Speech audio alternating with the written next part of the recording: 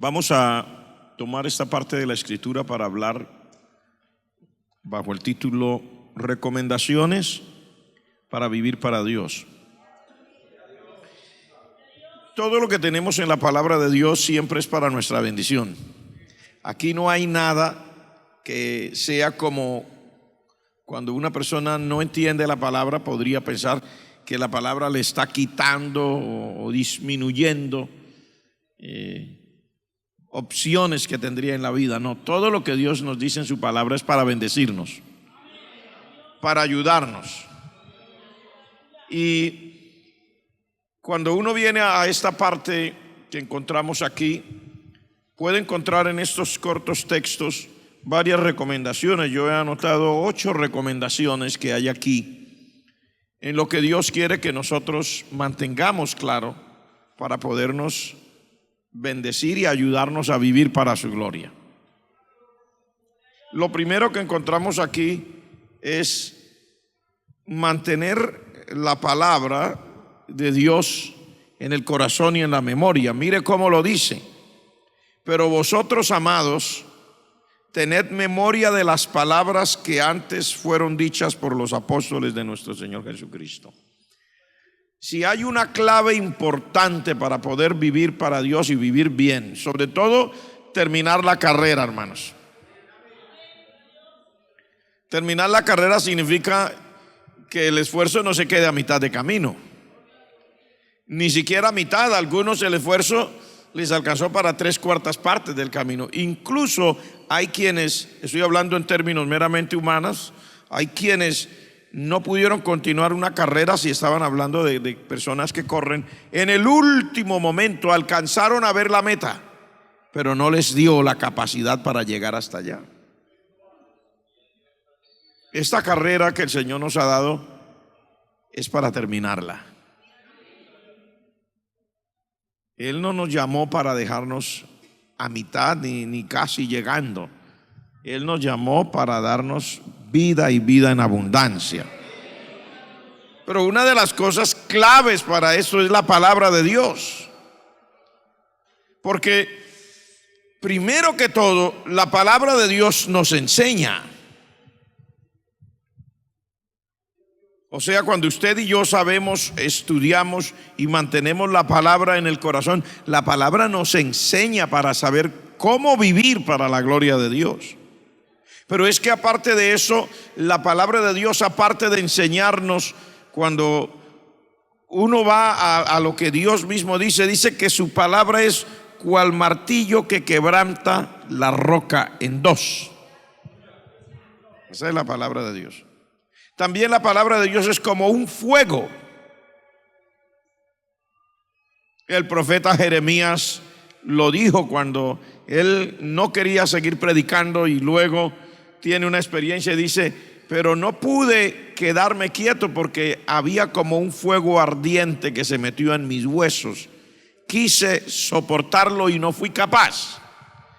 O sea, la palabra de Dios también es como un fuego que consume aquello que no está bien. Pero aparte de eso, también la palabra de Dios nos dice en el libro de Hebreos que es más cortante que toda espada de 2 filos, que penetra hasta partir el alma y el espíritu, las coyunturas, los tuétanos, y que también discierne las intenciones y los pensamientos del corazón. O sea, la palabra de Dios hace un trabajo que nadie más puede hacer.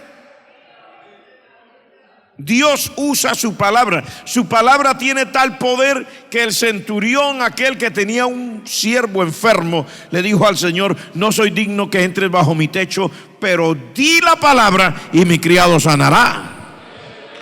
Y cuando el Señor lo oyó, dijo: mire, yo no había visto tanta fe ni siquiera en Israel, pero así como creíste, así te sea hecho. Dice, inmediatamente que el Señor dijo: así te sea hecho, su criado fue sanado en esa misma hora. O sea, la palabra del Señor tiene un poder que la mayoría de personas no alcanzamos a calcular. La mayoría de personas no alcanzamos a calcular. La palabra de Dios es creativa. La palabra de Dios trae vida. Lázaro estaba en la tumba había muerto y la hermana dijo que ya era insoportable el olor y le dijo al Señor: hace 4 días, Señor. Pero cuando el Señor dio la palabra, Lázaro resucitó. Gloria al nombre del Señor. O sea, la palabra de Dios también es resurrección, también es vida. Por eso es que es tan importante, y esta recomendación que es la primera, mantener la palabra de Dios viva en nuestro corazón y en nuestra memoria, hermanos. Y de eso no es tan difícil. Mantener la palabra de Dios en nuestro corazón y en nuestra memoria no es tan difícil. Solamente que dediquemos un tiempo. Tal vez no podemos mucho, pero uno siempre toma tiempo para las cosas que le gustan. Y para las cosas que le gustan y que necesita. Por ejemplo, así uno tenga mucho trabajo y diga que no me queda tiempo ni de comer, siempre come, porque si no, no estaba vivo. Aunque sea con una mano trabajando y con otra comiendo, pero tiene que hacerlo porque no puede. Estamos hechos para vivir y funcionar de esa manera. Tenemos que comer. Y aparte de que tenemos que comer, es que también nos gusta. No es solamente que tenemos que comer. Dios nos dio el privilegio. Yo siempre miro que la gracia de Dios es tan grande, que Él nos da cosas que nosotros necesitamos, pero no solamente nos da lo que necesitamos, sino que nos da el privilegio de que aquello que Él nos va a suplir no solo nos supla, sino que sea bueno, que nos llene. Por ejemplo, uno vive y se puede mantener a salvo del sol y de la lluvia en una sencilla tienda de campaña, ¿cierto? Cuando la gente va en esas así, se ponen debajo de una tiendecita de campaña que las venden ahí en el supermercado ese grande, en cualquier parte, de unas tienditas de campaña, y usted la pone ahí y ahí no se moja, ahí no le da el sol. Pero Dios es tan bueno que Él no solamente nos da una tiendita de campaña, nos da una casa. Pero no solamente eso, sino que aún la casa que nos da no es sencillamente una casa, hasta podemos arreglarla bonita.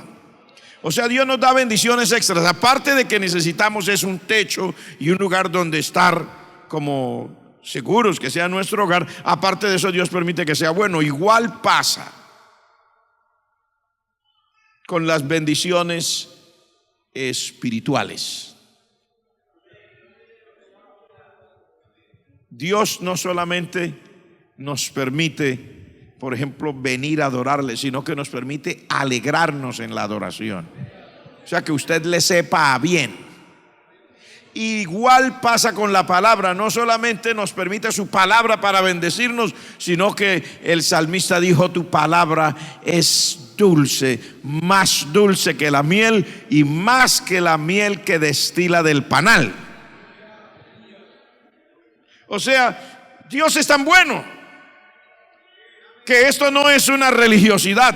Venir a la casa de Dios, adorar a Dios, oír la palabra de Dios, eso es una bendición. Y uno la necesita y le sirve y le edifica. Pero Dios ha hecho que no solamente nos sirva, que nos edifique, es que nos alegra también venir y disfrutar de la palabra de Dios, o disfrutar de la casa de Dios, disfrutar del tiempo de adoración. Fíjese que es muy bueno. Dios es muy bueno. La palabra de Dios es maravillosa. Mantengámosla viva, hermanos, en nuestro corazón, en nuestra mente, en nuestra memoria. Recordar la palabra de Dios es una ventaja enorme. En el verso que sigue, que es el verso 13 y 14, nos habla acerca de identificar a los burladores. Mire lo que dice en el verso 13 y 14. Dice, verso 18 y 19, estoy equivocándome al decirlo. Dice: los que os decían, en el postrer tiempo habrá burladores que andarán según sus malvados deseos. Estos son los que causan divisiones, los sensuales que no tienen al Espíritu. Entonces, ¿qué es lo que está haciendo aquí? Ayudándonos a identificar los burladores. Es que para vivir para Dios, si uno quiere vivir para Dios, tiene que aprender a identificar la gente con la que uno anda. O sea, si usted quiere estar, que le vaya bien, tiene que saber con quién anda. La palabra de Dios nos dice eso. Dice: el que anda con sabios, sabio será. También nos dice: no te entremetas con el hombre que es iracundo, que es de un espíritu violento. Dice: no sea que aprendas sus maneras y tomes lazo para tu alma. O sea que uno tiene la tendencia a que cuando anda con una persona continuamente, esa persona tiene cosas y uno podría estarlas absorbiendo sin darse cuenta. Por eso es bueno que el Señor nos enseñe a identificar. ¿Por qué nos enseña a identificar a los burladores? Porque con lo menos que tenemos que andar, si queremos vivir bien para Dios, es con los burladores. Tenemos que andar con verdaderos hijos de Dios. ¿Cuántos creen que tenemos que andar con verdaderos hijos de Dios? ¿Y cuántos quieren andar con verdaderos hijos de Dios? Pues yo le doy gracias al Señor por usted. Y espero que el Señor nos ayude a todos a mantener esa conciencia de una vida para Él con sinceridad y con honestidad. Mire lo que aquí nos habla de los burladores. Mire cómo nos enseña a identificarlos. Dice: estos burladores que andarán según sus malvados deseos. O sea, los burladores no andan pensando tanto en qué es lo que Dios quiere, sino qué es lo que ellos quieren. Y por lo general lo que quieren no es muy bueno.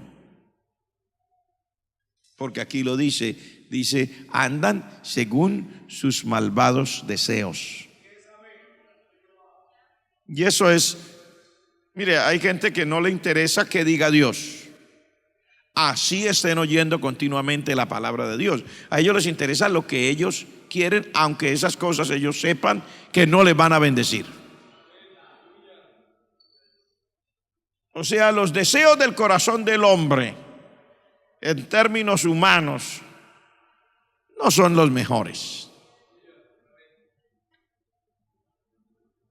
Solamente cuando uno comienza a tener comunión con Dios, comienza a tener deseos muy, muy agradables, muy como deseos de cosas que son honestas, transparentes, santas.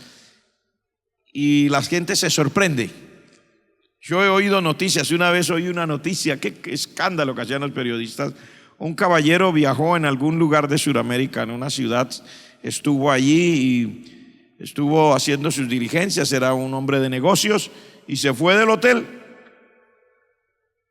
Pero por alguna razón, yo no sé si en algún lugar de la habitación que él había puesto para recoger luego, dejó un sobre con varios miles de dólares en dinero, millones de pesos. Pero la señora que pasa luego, en ese caso era una señora que hace el arreglo de la habitación, encontró esto y fue a la recepción y preguntó quién se había hospedado ahí, quién era la última persona, y dijo: entonces yo quiero que lo llamen y lo contacten porque mire, dejó aquí este dinero. Ella primero lo había contado y dijo: dejó este dinero y yo quiero que ese señor, quién sabe dónde estará, que él reciba su dinero. Y bueno, los del hotel lo contactaron y el hombre supo, imagínese usted, le alcanzaba para pagar un pasaje, volver por su dinero y volver ahí, porque había dejado en dólares, no suena tanto, pero en pesos eran millones. La noticia salió por medios de comunicación. Incluso salió la noticia que este hombre, que era un acaudalado hombre de negocios, le hizo a esa señora un contrato para que se fuese a trabajar para él, para la familia, para ellos, allá donde él vivía, en su país. Pero cuando las personas se entrevistan, entonces alguien llegó al punto: bueno, ¿y usted por qué devolvió ese dinero? A ellos les pareció una cosa extraordinaria que devolviera el dinero, y sobre todo viendo la cantidad. Dijo: porque no era mío, yo sé que era de la persona que acabo de pasar por ahí, y esa persona tiene que estar sufriendo por su dinero, es de la persona que pasó. Y le preguntó a la persona que le entrevista, pero usted no le causó, ni siquiera sintió una tentación y no lo pensó dos veces, y si de pronto esa fuera un golpe de suerte para usted en la vida. Dijo, no, nunca lo pensé, porque yo soy cristiana.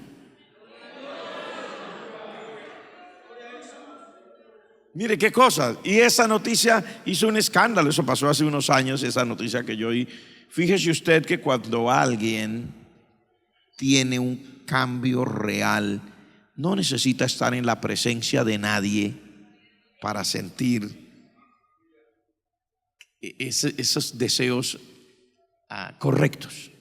No. Siempre donde esté, siente los deseos correctos. No es por complacer a nadie. Es sencillamente que esa es la bendición de haber sido cambiados por el Señor. Amén, hermanos. Levante las manos el que puede decir amén. Pero los burladores, dice, andan en sus deseos malvados. Entonces hay que identificar eso. Una persona que anda en deseos malvados es un burlador. Y estamos hablando de burlador del evangelio. Una cosa queremos hacer claro: no estamos diciendo que ninguna persona creyente alguna vez vaya a ser que nunca se le ocurrió un deseo que no era bien, o incluso haber cedido a un deseo que no era el correcto. Eso puede haber pasado. Pero una cosa es a alguien que le pasó, le ocurrió, tuvo un deseo que no era el adecuado y tal vez cedió a ese deseo en un momento, y otra cosa es que se acomodó a vivir en esos deseos, o sea que ya esos deseos hagan parte de su forma de vida, que ya es otra cosa. ¿Cuántos me están entendiendo ahora? Entonces estamos hablando de los burladores, sus deseos son malvados. ¿Qué más dice de ellos? Dice, estos son los que causan divisiones. Y dice ahí, y son sensuales. Por lo general, nosotros tenemos la tendencia a pensar que la sensualidad tiene que ver únicamente con aquello de los deseos y pasiones del sexo, etcétera. Pero usted nota que aquí le dice sensuales a los que causan divisiones. Quiere decir que esta palabra sensuales tiene una connotación más allá que meramente quedarse en deseos carnales, pensando en términos de que si codició a la mujer o codició al hombre o no sé qué tipo de cosas en esos términos. Pero está hablando también y llamando sensuales a las personas que causan divisiones. Y es importantísimo mirar eso, porque es que la sensualidad tiene que ver es con dejarse llevar por sentimientos y pasiones que no son agradables a Dios, pero que únicamente complacen el ego de la persona involucrada. Eso es realmente la sensualidad. No es para agradar a Dios, no es, sencillamente son pasiones y deseos que complacen el ego de la persona que está involucrada. Entonces, en este caso, habla de los divisionistas, dice, estos son los sensuales. O sea, les llama sensuales porque causan división. Una persona que causa división, aparte de que es un burlador, la palabra de Dios en este momento lo llama también que es sensual. O sea, es una persona dada a vivir por sus pasiones. Porque eso de dividir es a causa de una pasión, aunque usted no lo haya identificado así. ¿Por qué alguien querría dividir algo? Y está hablando en este momento de la obra de Dios, porque aquí está hablando exclusivamente de la iglesia, de personas involucradas dentro del cuerpo de Cristo. ¿Por qué alguien querría causar una división? Tiene que haber una razón. No es solamente porque sí, tiene que haber una razón. Tiene que haberle pasado tal vez como a Coré, Datán y Abiram, que miraron a Moisés y Aarón y dijeron, bueno, ¿y estos cuándo se van a quitar de ahí? ¿Cuándo habrán elecciones? Nunca vamos a quedar como con una opción de ocupar una vacante, y siempre van a estar ellos ahí. Y Dios los puso, y usted sabe que Moisés duró 40 años guiando al pueblo. Pero no era problema de Moisés.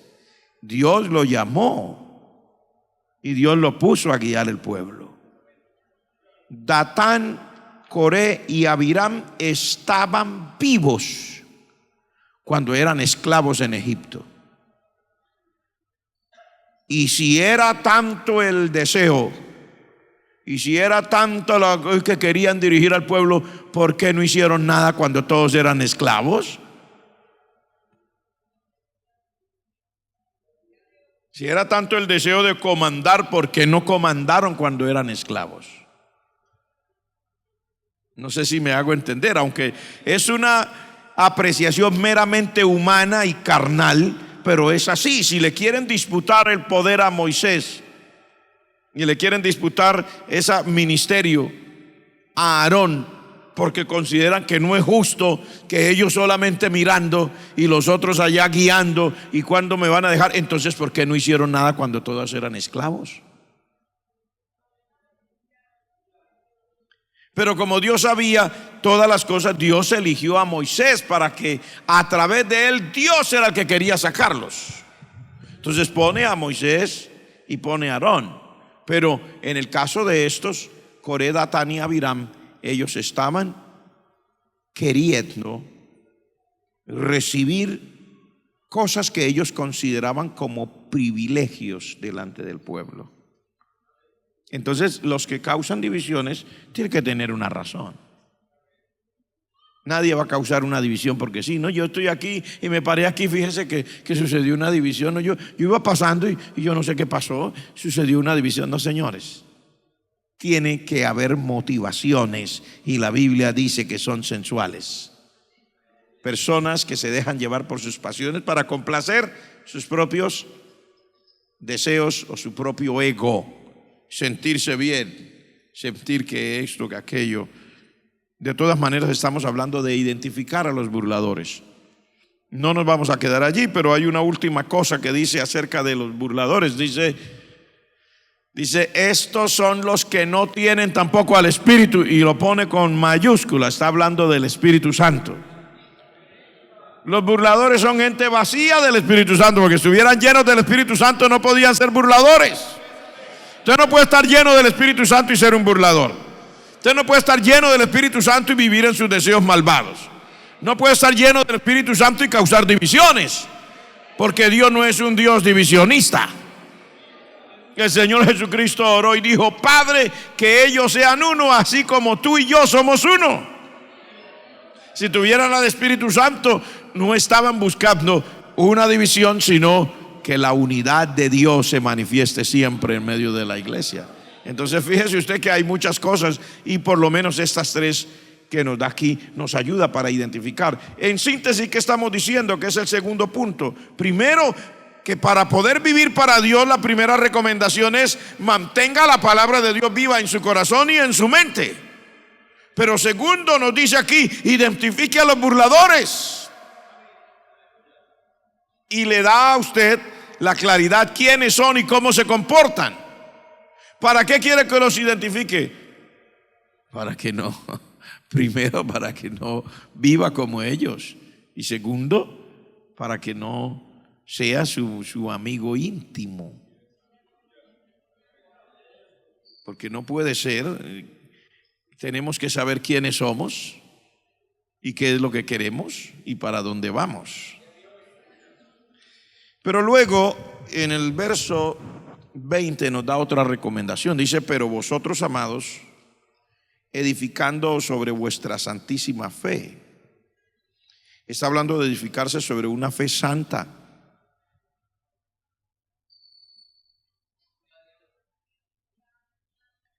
¿A usted no le suena esa palabra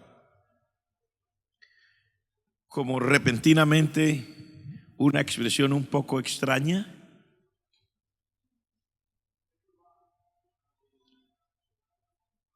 Que se refiere a la fe de esa manera. Dice: pero vosotros, amados, edificaos sobre vuestra santísima fe. Dice que no solamente santa, sino muy santa, santísima. Está hablando primero de la fe en el Señor Jesucristo. Porque la fe básicamente tiene que estar basada en el Señor. Dice, si creyeres en tu corazón que Jesucristo es el Señor y confesares con tu boca que Dios Padre lo resucitó de los muertos, serás salvo. Sí, definitivamente nuestra fe tiene que ir direccionada al Señor. No es como la gente dice, cada uno en su fe se salva. No, no es que cada uno en su fe se salva, no. Cada uno, si tiene la fe en Cristo, se salva, si no, no se salva. Uno no se puede salvar teniendo la fe en una piedra o en un pedazo de madera o en cualquier otra cosa, no. Para poder ser salvo tenemos que estar creyendo en el Señor. Pero aquí nos hace un énfasis, dice, amados, edificaos sobre vuestra santísima fe. Así que nuestra fe está fundamentada en Cristo, pero nos habla de una fe santísima. ¿Qué quiere decir aquí? ¿Será que hay opciones que haya personas que miren la fe no con la santidad con que deben mirarla? ¿Será posible que haya personas que miren la fe en otros términos? Que miren la fe escritural de Dios, pero no pensando en la santidad. Y una santidad muy afirmada, porque le llama santísima. ¿Será posible que haya personas que piensen en la fe solamente para complacerse a sí mismos? ¿O piensen en la fe solamente para levantar su propia imagen? ¿O será posible que haya personas que piensen en la fe solamente para impresionar a otros? Pues yo le pruebo a usted bíblicamente que sí. En el libro de los Hechos dice que cuando Felipe llegó a Samaria, predicaba bajo el poder de Dios y que la gente era salva y se sanaban los enfermos y los endemoniados eran libres. Y dice que aparece un hombre, ¿se acuerda? ¿Cómo se llamaba? ¿Se acuerda cómo se llamaba? Simón. ¿Y qué dijo? Les ofreció dinero, denme a mí también ese poder para que a cualquiera que yo le ponga las manos reciban el Espíritu Santo, así como ustedes hacen. O sea, sí hay personas que ven todo esto desde otro punto de vista. Y es que, como yo les he explicado algunas ocasiones, esto de cómo se ven las cosas es muy variado. En el mismo sitio, mirando lo mismo, pueden haber diferentes maneras de verlo, diferentes ángulos. Si yo estoy aquí y usted me mira desde la parte alta, me ve de una manera. Si sigo estando aquí y usted me mira desde aquella esquina, me ve de otra manera. Si sigo estando aquí y usted se para allá y me mira, me ve de otra manera, ni siquiera me ve la cara. Y si usted se tira al piso y me mira, me ve de otra manera. Y hay muchos ángulos desde donde ver lo mismo, y depende del ángulo que yo lo mire, así se ve. Entonces, por eso la fotografía es tan interesante, porque un fotógrafo que sea hábil en el arte de la fotografía puede encargarse de tomarle la foto al mismo lugar o cosa, y que quede diferente a la foto que usted tomó y que sea mucho más impresionante tomando la foto de lo mismo, porque él tiene la habilidad de imaginarse y de buscar un ángulo para verlo de otra manera. Por eso hay fotos, y cuando usted toma fotos, y el que sabe tomar fotos le hace a usted una foto que usted se imagina una cosa, y cuando llega a la realidad lo ve de otra manera y dice, pero en la foto se veía esto tan grande y no era tan grande. Depende cómo tomó la foto, depende desde qué ángulo lo hizo. Y así es todo en la vida. ¿Será que es posible? Sí, la palabra de Dios dice que es posible, Pedro y Juan están allí poniendo las manos a la gente y son llenos del Espíritu Santo. ¿Qué están viendo ellos? Que la gente que se convierte reciban la gracia de Dios, el poder de Dios, la unción de Dios para ser bendecidos, que se afirmen en el Señor, que el Espíritu Santo los ayuda. Sin embargo, hay otro hombre en el mismo sitio, en la misma experiencia, con las mismas personas, pero él está viendo otra cosa. ¿Qué está viendo el hombre? Esto es lo mejor que yo he visto. Esto sí que es bueno. Esta gente solamente va, pone las manos y mire cómo, es impresionante. O sea, si eso me logra suceder a mí, que yo lo haga, pues no va a haber por aquí en todos los contornos nadie como yo. ¿Qué estaba pensando él?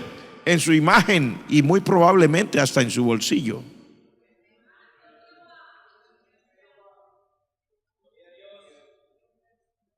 Entonces por eso es que la palabra de Dios hace ese énfasis aquí. Pero vosotros, amados, edificándoos sobre vuestra santísima fe. Entonces tiene que edificarse sobre una fe santa, sobre una fe pura, sobre una fe respetuosa de las cosas de Dios, sobre una fe donde usted no está buscando nada para complacerse usted, sino una fe donde lo que usted está buscando es que Dios sea glorificado y que el pueblo sea bendecido, edificado, etcétera, etcétera. Esa es la única razón. Así, de otra manera ya no va a ser una fe santísima. Si lo vemos desde otro punto de vista, si lo vemos como este hombre, que lo que quería era fama, porque él estaba acostumbrado a eso. Él era el que en todos esos contornos tenía la fama de que él hacía cosas extraordinarias. Pero cuando llegó delante de Felipe, el hombre se quedó sin argumento, porque la obra de Dios siempre está, lo que Dios hace siempre está por encima de las habilidades de las personas.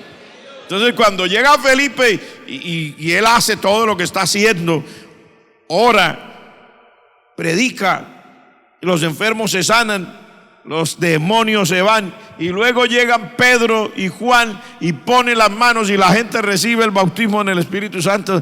El hombre dijo: no, esto es lo que yo necesito. Así sí me gustaría a mí. Y ofreció dinero. Quiere decir que en ese momento este hombre no tiene el concepto de una fe santísima. No lo está mirando desde la perspectiva de Dios.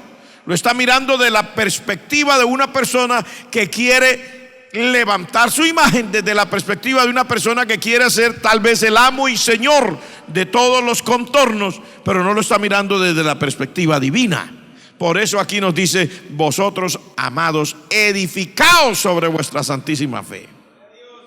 Cuando usted piense en las cosas de Dios, en todo lo que Dios ha prometido y puede y quiere hacer, no puede pensar en otros términos. Si uno piensa en todo esto desde el término de vista humano, para yo levantar o para yo vivir, o como si esto fuera un negocio, etcétera, ya está equivocado totalmente.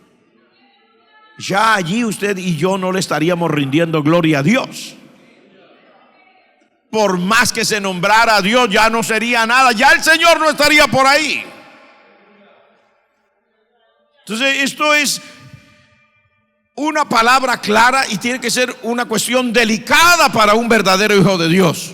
¿Cuántos lo que anhelan es rendirle la gloria a Dios? ¿Cuántos quieren que en todo lo que usted haga el Señor sea glorificado? En todo lo que usted diga el Señor sea glorificado. En todo lo que usted piense el Señor sea glorificado.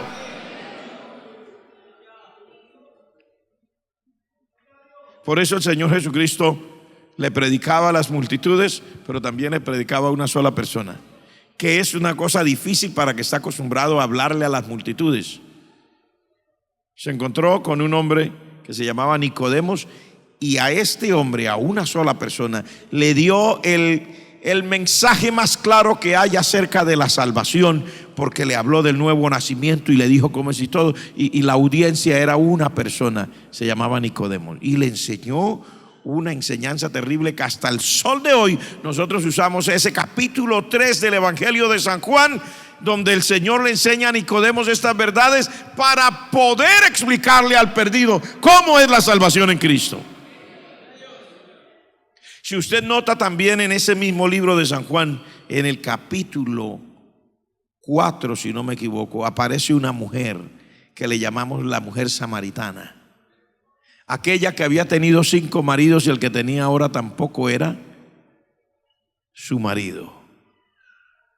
Y el Señor a esta mujer, y para todos nosotros, pero lo hizo delante de una sola persona, habló la enseñanza más directa que el Señor dio alguna vez acerca de la adoración. Y le dijo: mujer, vosotros adoráis lo que no sabéis. Nosotros adoramos lo que sabemos.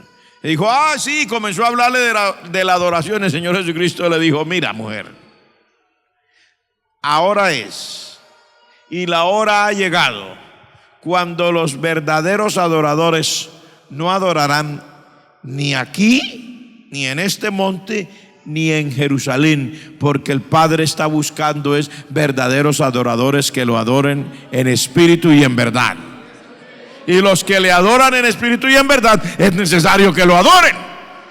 Por eso un verdadero adorador, hermano, nunca hay que obligarlo, ni preguntarle, ni sacudirlo, ni decirle que mire que si se acuerda que Dios es grande, que por favor, que cuando viene al culto, que si se acuerda que Dios lo sacó de por allá de las tinieblas. No, a un verdadero adorador no hay que decirle nada. La adoración fluye de su corazón espontáneamente. ¿Por qué fluye espontáneo? Porque es algo que es la experiencia de él. Reconoce a su Dios, a su Señor, y aunque no haya audiencia, él no necesita estar en el culto para adorar. No necesita estar en medio de los miembros de la iglesia para adorar. En su casa él adora. En su cuarto él adora. En el trabajo, cuando está por ahí, a veces hasta se le sale una palabrita que no pensaba decir. De pronto está haciendo algo y pues, uy, aleluya. Y de pronto, ay, verdad que no estoy en la iglesia. Pero como que no puede resistir. Ve algo que le impacte y dice: uy, bendito sea Dios. No lo puede resistir, no le va a venir otra cosa. Yo no sé si a usted le ha pasado, pero yo he oído más de una persona que me ha contado lo mismo. Que mire, pastor, que estaba en la oficina y yo estaba ahí en la sección de tal cosa, y había una cosa que no podía resolver, y de pronto el Señor me iluminó y yo dije: uy, aleluya. Ay, verdad que estoy en la oficina rodeado de muchos compañeros. ¿Y qué le pasó? Uy, no, usted lo sabe. Mire, Dios me iluminó, hice esto. Y no puede dejar de expresar la adoración al Señor, porque es el Señor que lo hizo. Eso es algo que es particular, espontáneo. Eso no es nada que la gente lo está obligando. No necesita estar en la iglesia. Mucho más si está en la iglesia. Imagínese usted, si en la calle, en la casa o en la oficina no puede. ¡Ay! Imagínese usted en la iglesia, cuando llega a la casa del Señor, que sabe que ahí llegó para eso. Dice la palabra: entra por las puertas de la casa de Dios con acción de gracias. Entra por los atrios de la casa de Dios con alabanza, bendiciendo el nombre del Señor, porque no hay otra cosa que pueda hacer. Amén, hermanos. Entonces el Señor le enseñó eso a una sola persona, y de hecho después lo que quedó fue para todos nosotros. Pero la audiencia que lo escuchaba en ese momento era una mujer, porque el Señor jamás hizo lo que hizo para que lo reconocieran. Dice, cuando él salía y miraba, dice, tenía compasión de la gente, porque era como si estuviera viendo ovejas dispersas que no tenían un pastor. Lo que él sentía era compasión. Dice, y al ver los que estaban así, dice, sanó a los que de ellos estaban enfermos. Porque él no los sanaba para que salieran en programa de televisión. Él los sanaba para que el cojo caminara, para que el ciego viera, porque él lo veía y le producía compasión. Y aquí estamos hablando, ¿por qué hacemos todo esto? Porque está hablando de la santísima fe. Vosotros, hermanos, edificados sobre vuestra santísima fe. Cuando usted se quiera edificar, edifíquese sobre la fe, pero asegúrese de tener un punto de vista muy santo acerca de la fe. Asegúrese de eso. Que desde el ángulo que usted mira la fe sea un ángulo de santidad. ¿Está usted aquí conmigo? Bendito sea el Señor. Oh, yo siento la presencia de Dios. Es una bendición enorme esta palabra. ¿Qué más dice aquí? Dice, conservaos en el amor de Dios. Y otra de las recomendaciones aquí que el Señor nos está haciendo es conservarse en el amor de Dios. ¿Qué quiere decir conservarse en el amor de Dios? Quiere decir mantenerse en el amor de Dios. Porque una cosa es decir que hoy yo siento amor y que hoy yo puedo manifestar amor, y otra cosa es mantenerse en el amor de Dios. Recuerde que el amor de Dios tiene dos direcciones. Cuando usted se conserva en el amor de Dios, tiene dos direcciones. Una dirección es, ¿cómo se llama esto? Vertical, ¿cierto?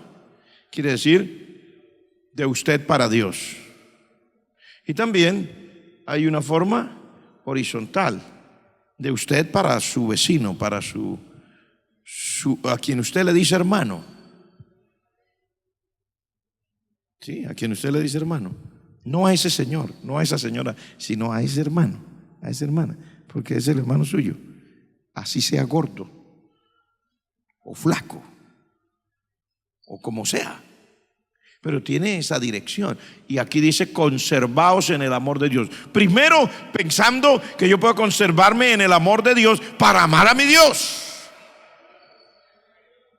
que es el Señor dijo que ese es el mandamiento. ¿Cuál es el primer mandamiento? Dijo el Señor: amarás al Señor tu Dios con toda tu alma, con todo tu corazón y con todas tus fuerzas. Y luego dijo lo vertical, dijo: y a tu prójimo como te amas a ti mismo.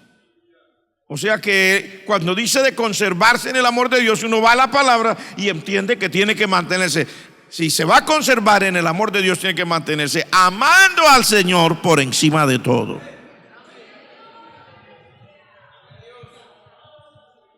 Amando a Dios por encima de todo, hermano. No hay excusa para nada, porque el amor todo lo puede. El amor todo lo soporta. El amor es sufrido. El amor es benigno. El amor, bueno, dice tantas cosas del verdadero amor. O sea, si yo estoy en el amor de Dios, me conservo en el amor de Dios, no hay excusa para ninguna otra cosa. No hay excusa para nada más. El amor a mi Dios. Tal vez algunos se quejen de una persona que ame a Dios. Bueno, se quejó la mujer aquella que mandó a echar a la cárcel a José. Este tipo loco, muchacho, joven, estoy brindando la oportunidad de la vida, que adultere conmigo y nadie nos ve. No quiere, yo no sé qué le pasa. Puede ser que no entiendan, pero es que el verdadero amor de Dios es una cosa que pasa, dice que sobrepasa el entendimiento. No se trata de que sea o no sea una persona, o que sea o no sea normal, no. Se trata de que hay un amor genuino dentro de su corazón. Y dice: consérvese en ese amor. Si quiere vivir para Dios, consérvese en ese amor. En ese amor a su Dios. Y luego pues también consérvese en ese amor para sus hermanos, porque el Señor dijo: amarás al Señor tu Dios con toda tu alma, todo tu corazón, toda tu mente, todas tus fuerzas, pero también amarás a tu prójimo como a ti mismo. O sea que ese amor tiene que tener las dos direcciones. Que es más fácil decir que amo a Dios que decir que amo a la gente. ¿Por qué diría usted? Sencillo. Porque ¿cómo no voy a amar a Dios si ha hecho todo lo bueno por mí? Por lo menos el cristiano lo entiende, ¿no? Ha hecho todo lo bueno por mí, me dio a su Hijo Jesucristo, me ha dado la salvación, me ha dado el perdón de mis pecados, etcétera, etcétera. Y cuando Él hasta me lo enseñó en la oración, que cuando ore, hasta que pida por el pan nuestro de cada día, dánoslo hoy, y me lo da, y todo lo que Él dice. Y me ha dado paz y todo, pero amar a mis hermanos ya es otra historia. Amar a mi prójimo ya es otra historia. Porque mi hermano no siempre, él no es el que me da el pan nuestro de cada día. A veces es el que me quiere quitar el pan nuestro de cada día.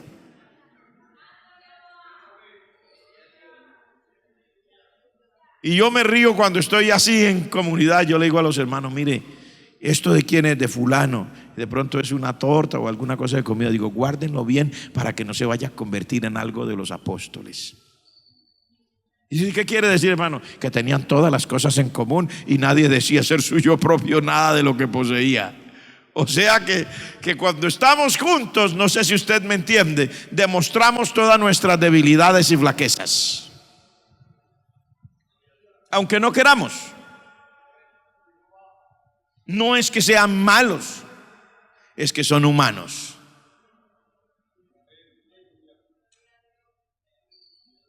A veces primero usamos las cosas y después avisamos, ay hermano, yo me le tomé prestado su gaseosa que usted se iba a tomar. Ya me la tomé.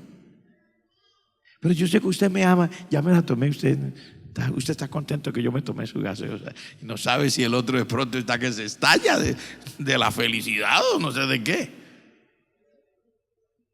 Pero a veces hacemos cosas como esas. Primero hacemos cosas y después vamos donde el prójimo a decirle que ya hicimos esas cosas. Y eso no es tan fácil de llevar para todos. Habrá el que no le importe, pero habrá el que sí le importa mucho. Porque dice, no, hermano, yo lo amo, pero así no. Usted no se puede tomar mi refresco sin haberme avisado a mí. Era lo único que tenía. Y yo tenía una sed terrible. Mire, tengo la garganta seca. Y usted me hubiera dicho, yo le regalo un poquito, pero se tomó todo mi refresco, se lo tomó.